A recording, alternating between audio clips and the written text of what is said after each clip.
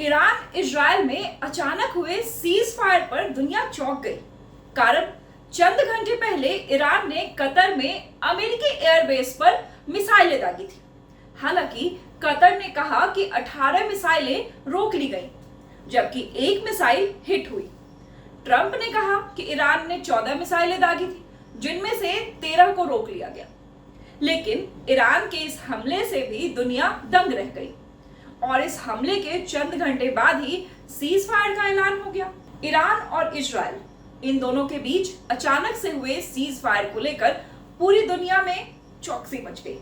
कहां तो ईरान और इजराइल एक दूसरे को मिट्टी में मिलाने की बात कह रहे थे, अमेरिका ने भी ईरान पर धरती फाड़ बम गिरा दिए, और कहां अचानक से ही सीज फायर की घोषणा। तो ऐसे में अब सवाल ये उठ रहे हैं कि आखिर ये सीज फायर क्यों हुआ, किसके कहने पर हुआ, और 12 दिन की इस भीषण जंग का नतीजा आखिर क्या निकला। अब ईरान का अगला प्लान क्या होगा। सबसे पहले इजराइल की बात। ईरान के हमले में तेल अवीव और आसपास के छोटे शहर जैसे रमात अवीव, रमातगन, होलन, बटियाम और नीस जियोना में बर्बादी की बड़ी तस्वीरें सामने आई। ईरान इजराइल, हमास और इजराइल हिजबुल्लाह के बीच युद्ध के दौरान एक बड़ा फर्क इजराइल में दिखा। फर्क ये था कि हमास और हिजबुल्लाह से युद्ध के दौरान इजराइल के जो शहर सबसे सुरक्षित माने जाते थे, वो ईरान के साथ युद्ध के दौरान सबसे ज्यादा तबाह हुए। ट्रंप ने सोशल मीडिया पर सीज फायर का ऐलान किया। ईरान के सुप्रीम लीडर अयातुल्लाह खामेनेई का बयान आया। उन्होंने कहा कि ईरान ऐसा देश नहीं है जो सरेंडर कर दे। बड़ी बात यह है कि खामेनेई का ये बयान डोनाल्ड ट्रंप की तरफ से किए गए सीज फायर के ऐलान के बाद आया। ईरान और इजराइल की जंग के 12वें दिन 3:32 पर यह ऐलान अमेरिकी राष्ट्रपति ने करते हुए सोशल मीडिया पर लिखा। मुझे ये घोषणा करते हुए खुशी हो रही है। इजराइल और ईरान के बीच सीज फायर अब से 6 घंटे बाद लागू होगा। पहले 12 घंटे के लिए ईरान हमला रोकेगा, फिर अगले 12 घंटे के लिए इजराइल हमला नहीं करेगा और जंग आधिकारिक रूप से खत्म हो जाएगी। अचानक कैसे सीज फायर के लिए ईरान और इजराइल मान गए, ये बड़ा सवाल है। अचानक हुई सीज फायर की घोषणा पर दुनिया चौंक गई। कारण चंद घंटे पहले ईरान ने कतर में अमेरिकी एयरबेस पर मिसाइलें दागी थी, और वो भी एक या दो नहीं, बल्कि ईरान ने कुल 19 मिसाइलें दागी। हालांकि कतर ने कहा कि 18 मिसाइलें रोक ली गईं, जबकि एक मिसाइल हिट हुई। ट्रंप ने कहा कि ईरान ने 14 मिसाइलें दागी, जिनमें से 13 को रोक लिया गया। लेकिन ईरान के इस हमले से भी दुनिया दंग थी। इस हमले के चंद घंटे बाद ही सीज फायर का ऐलान हो गया। अब सवाल उठने तो लाजमी है, आखिर डील क्या हुई।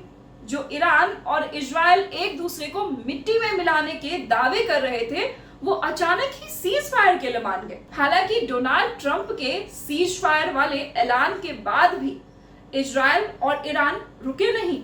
ईरान ने इजराइल के शहरों को बैलिस्टिक मिसाइलों से टारगेट किया, तो वहीं इजराइल ने ईरान की रडार साइट्स पर हमले बोल दिए। इसकी पुष्टि खुद इजरायली सेना ने की। अब डोनाल्ड ट्रंप को दुनिया के सामने आकर कहना पड़ा कि सीज फायर का उल्लंघन हुआ। इजराइल को भी सख्त लहजे में डोनाल्ड ट्रंप ने डांटा।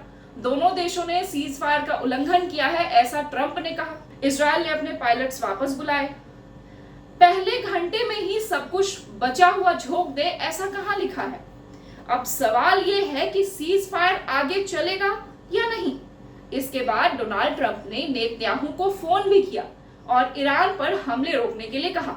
और ट्रंप ने यह भी भरोसा दिलाया है कि इजराइल अब ईरान पर कोई हमला नहीं करेगा। ऐसे में अब ये सीज फायर आगे चलेगा या नहीं, ये तो बाद में पता चलेगा। लेकिन सवाल सबसे बड़ा है कि ये सीज फायर हुआ कैसे। दरअसल ईरान ने अपनी 3 न्यूक्लियर साइट्स फोर्डो, नतांज और इस्फहान पर अमेरिकी हमले का बदला मिडिल ईस्ट में अमेरिकी ठिकानों पर हमले से लिया। कतर के अल उदैद एयरबेस पर ईरान ने सबसे बड़ा हमला किया। अल उदैद एयरबेस कतर की राजधानी दोहा से लगभग 30 किलोमीटर दक्षिण पश्चिम में स्थित है। ये मध्य पूर्व में अमेरिका का सबसे बड़ा सैन्य अड्डा है। यहाँ करीब 10,000 अमेरिकी सैनिक तैनात रहते हैं। ये बेस यूएस सेंट्रल कमांड का अग्रिम संचालन केंद्र है, जो पूरे पश्चिम एरिया में अमेरिकी सैन्य गतिविधियों का संचालन करती है। यहाँ से अमेरिका के F-15, B-52 और ड्रोन विमानों का संचालन होता है। यहाँ 11,000 फीट लंबा रनवे है, जो इस क्षेत्र के सबसे बड़े रनवे में से एक है। यहीं से अमेरिका, सीरिया, इराक और पहले अफगानिस्तान तक कार्रवाई हुई थी। इराक में बलाद एयरबेस पर भी ड्रोन हमले हुए। हालांकि इस हमले में भी अमेरिकी या उसके सहयोगी बलों को कोई नुकसान नहीं पहुंचा। इन हमलों के बाद सीज फायर का ऐलान तो जरूर हो गया, लेकिन एक सवाल भी उठ खड़ा हुआ है। वो ये है कि क्या अब ईरान न्यूक्लियर पावर नहीं बन पाएगा? क्योंकि खबर ये भी है कि 12 दिनों की जंग में इजराइल और अमेरिका मिलकर ईरान के परमाणु ठिकानों को पूरी तरीके से तबाह नहीं कर पाए। ऐसे में सवाल ये उठते हैं कि इजराइल ने ईरान के खिलाफ जिसके लिए जंग छेड़ी वो अधूरी रह गई।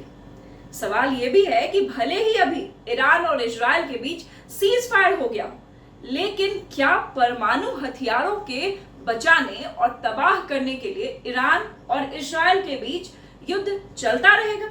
ये पूरा विश्लेषण हम आपके लिए लेकर आए हैं। ईरान और इजराइल में आगे क्या होगा ये तो आने वाला वक्त ही बताएगा। बिहार, देश और दुनिया की तमाम खबरों और अपडेट्स के लिए बने रहे हमारे साथ। नमस्कार, मैं हूं नेहा सिंह और देखते रहे नवचेतना टाइम्स।